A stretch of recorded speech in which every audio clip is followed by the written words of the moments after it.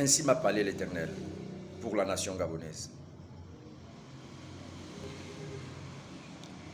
De Jérusalem sortira un reste, et de la montagne de Sion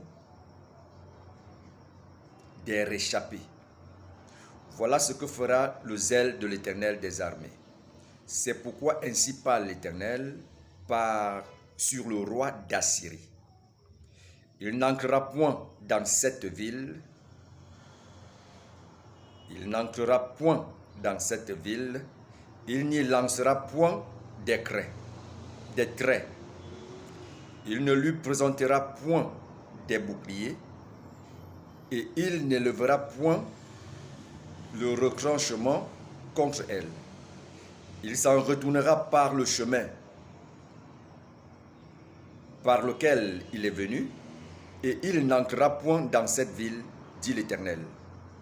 Je protégerai cette ville pour la sauver à cause de moi et à cause de David mon serviteur. Alléluia. Ainsi m'a parlé le Seigneur. Quel que soit le plan de l'ennemi pour nuire à cette fête nationale, à cette fête de l'indépendance, 17 août 2022, cela ne s'accomplira pas. L'Éternel empêchera que l'ennemi se manifeste à cause du reste de son peuple dans cette nation.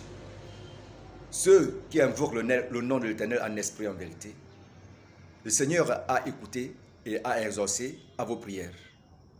Cette fête se passera dans la joie, dans la paix, dans l'unité nationale, au nom de Jésus-Christ.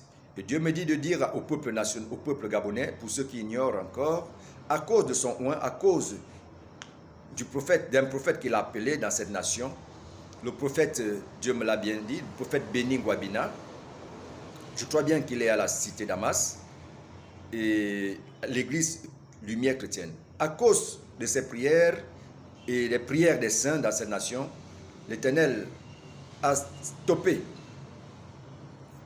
l'ennemi, l'Assyrien, qui voulait nuire à cette fête nationale.